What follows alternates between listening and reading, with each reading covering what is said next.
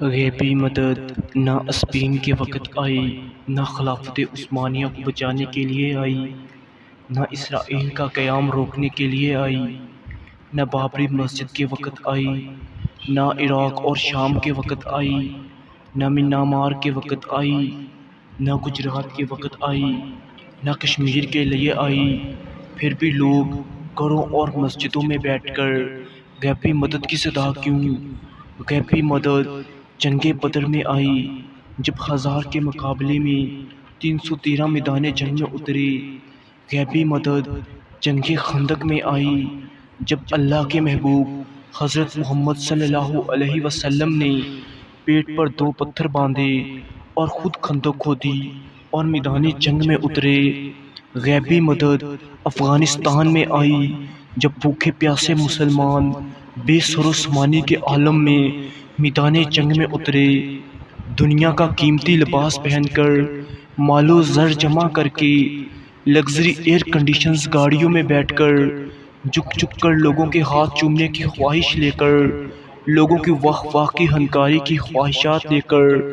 مسجدوں کے ممبروں پر بیٹھ کر بد دعائیں کر کے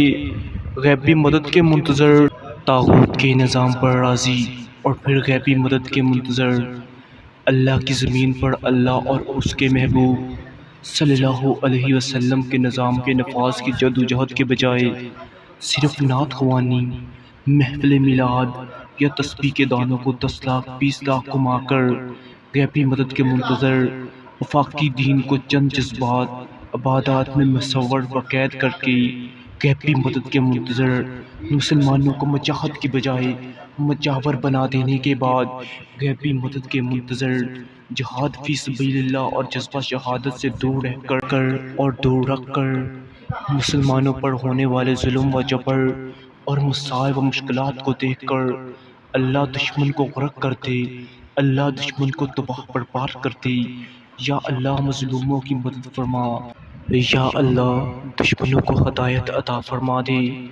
اور اگر ان کے نصیب میں ہدایت نہیں تو انہیں غرق کر دے۔ جیسی بددعاؤں پر اکتفا کر کے سکوت اختیار کر لینے اور سکون سے نوالا حلق سے نیچے اتار کر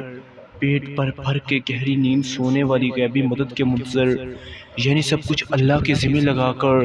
اور خود کنارہ کشی اختیار کر کے غیبی مدد کے منتظر، میدان جہاد میں اترنے سے ڈرتے اور کتراتے ہوئے آسمانوں سے فرشتوں کے نازل ہو کر مسلمانوں کی غیبی مدد کے منتظر، کیا نعوذ باللہ اور اس کے محبوب صلی اللہ علیہ وسلم سے ڈرامہ کرتے ہو؟ اتنی جرات تو شیطان میں بھی نہ تھی اور نہ ہے۔ سنت رسول صلی اللہ علیہ وسلم تو ہمیں بتاتی ہے کہ پہلے آپ صلی اللہ علیہ وسلم نے میدان جنگ سجایا اور بعد میں اللہ سے غیبی مدد کی دعا کی، جبکہ آج کا جہاد صرف بد دعا کی دعا ہے، اور نہ دعا سے پہلے اور نہ دعا کے بعد کوئی عملی اقدامات و جدوجہد۔ ایسی صورت میں صرف اللہ کی پکڑ اور عذاب آتا ہے، نہ کہ کوئی غیبی مدد۔ تو دوستو، اگر آپ کو ہماری آج کی یہ ویڈیو پسند آئی ہے اور آپ ایسی مزید ویڈیوز دیکھنا چاہتے ہیں تو پلیز ہمارے چینل RAH وائس کو سبسکرائب کریں۔ Thanks for watch. اللہ حافظ۔